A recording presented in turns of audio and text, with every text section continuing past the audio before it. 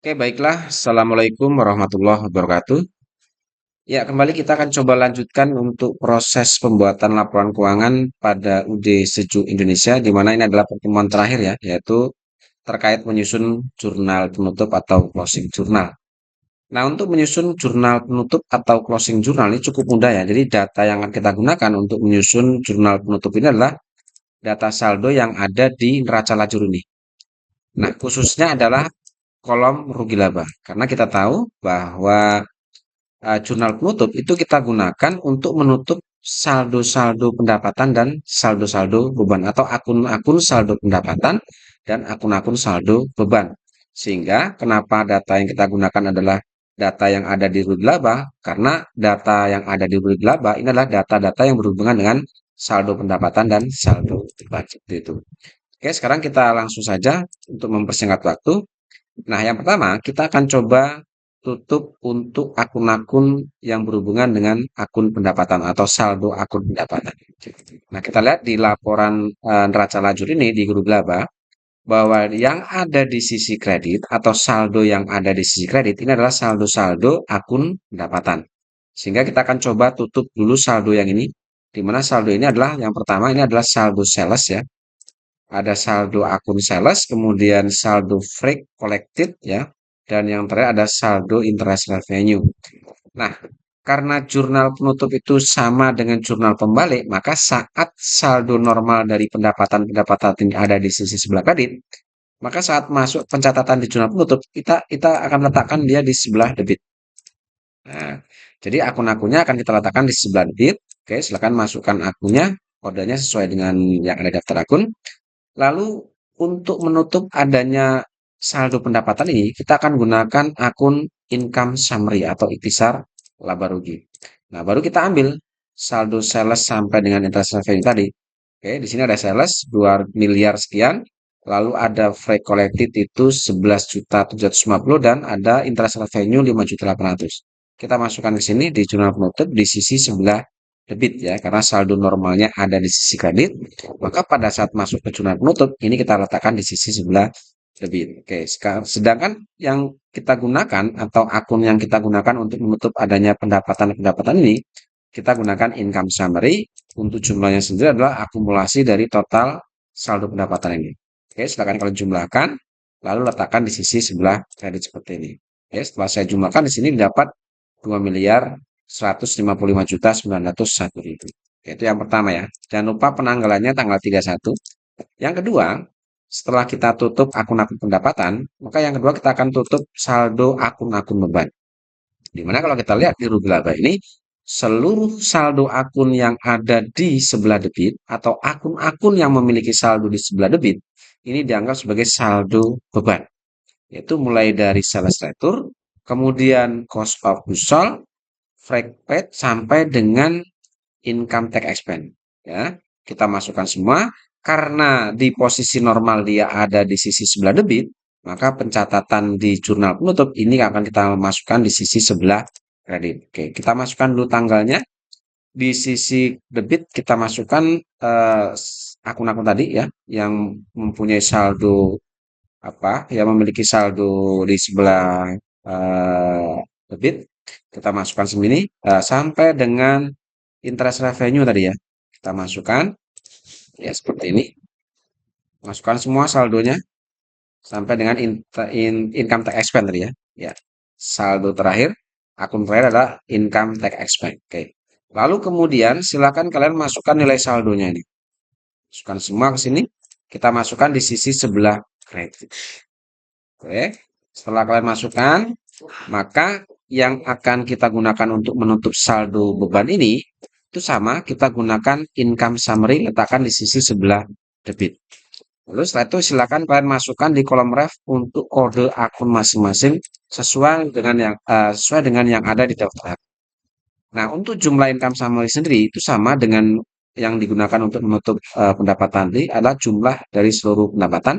Sedangkan kalau income summary ini digunakan untuk menutup seluruh saldo beban, maka total akumulasi saldo beban ini kita letakkan di income summary sebelah debit untuk income summary ini. Jadi income summary di sisi sebelah debit itu adalah akumulasi seluruh saldo beban. Oke, seperti itu ya. Oke, setelah itu baru kita lihat bahwa pendapatan tadi pertama sudah kita tutup. Lalu beban pun atau saldo beban pun sudah ditutup. Nah, selisih antara saldo pendapatan ini dengan saldo beban ini itu menghasilkan laba di sini. Nah, selisih antara saldo pendapatan dan beban ini menghasilkan laba sebesar 721 juta sekian. Nah, laba ini pun akan kita tutup ya nilai labanya. Karena kenapa ditutup? Karena nilai laba ini sudah masuk ke modal begitu. Oke, sekarang bagaimana cara menutup labanya?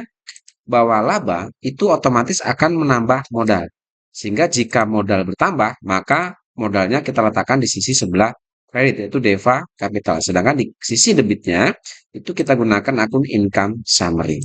Oke, cuma lalu saldonya tadi adalah laba itu, yaitu 721 juta sekian. Kita masukkan di sisi debit dan sisi kredit. Itu jurnal untuk menutup selisih antara pendapatan dan beban atau disebut dengan laba. Jadi yang kita gunakan untuk menutup laba itu jurnalnya adalah income summary pada DEVA kita. Oke, yang terakhir, ini jika kalian lihat ada apa? Ada pengambilan pribadi atau DEVA drawing ya.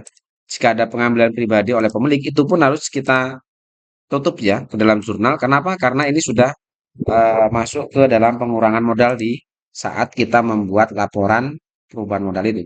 Jadi ini pun adanya pengambilan pribadi ini pun harus kita tutup ke dalam jurnal penutup. Oke, lihat di sini kalau kita lihat bahwa DEVA drawing itu ada di sisi debit. Maka saat masuk ke jurnal penutup, DEVA drawing ini akan kita letakkan di sisi sebelah kredit di sini. Oke. Lalu debitnya apa? Debitnya kita gunakan DEVA Capital karena adanya pengambilan oleh pemilik otomatis akan mengurangi modalnya kan. Oke, lalu kemudian silakan kalian masukkan kode akunnya. Lalu jumlah tadi untuk drawingnya adalah 25.400.000. Kita masukkan di sisi debit dan sisi kredit. Oke ya, seperti itu ya. Kemudian setelah semuanya kalian tutup, baik itu akun-akun pendapatan, kemudian akun-akun beban, lalu ada lagi jurnal untuk menutup adanya laba, dan terakhir adanya pengambilan pribadi. Setelah itu baru kalian jumlahkan sisi debit dan sisi kreditnya. Di sini setelah saya jumlahkan hasilnya untuk debit dan kredit itu adalah 4.507.116.047 rupiah. Oke, udah belen ya. Itu cara menyusun jurnal penutup. Nah, bahwa setiap jurnal itu memang harus dibuatkan data rekapitulasi, maka setelah kalian masukkan atau kalian selesai menyusun jurnal penutup, silakan kalian buat data rekapitulasi di sini. Cara menyusunnya sama seperti tahapan sebelum-sebelumnya ya. Kita kelompokkan akun-akun yang muncul di sisi debit ya. Di sini kalau kita lihat yang ada di sisi debit itu ada akun sales, ada freight collecting, trash expense, kemudian ada lagi di sini income summary, dan ada lagi di sini income summary lagi, dan ada DEVA Capital. Oke, seperti income summary ini jika muncul lebih dari 2 kali, maka atau 1 kali, maka cukup nanti di sini dimasukkan sekali ke dalam.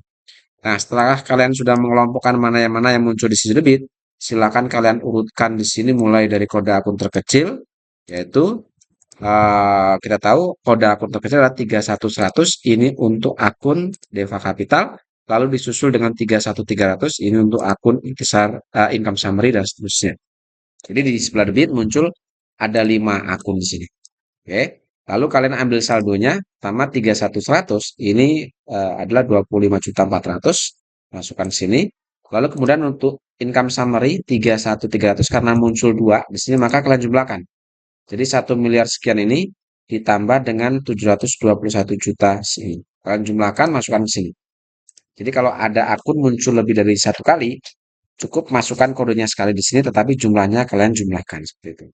Dan lalu untuk sales dan seterusnya ini kalian masukkan semua di sini. Ya, sudah.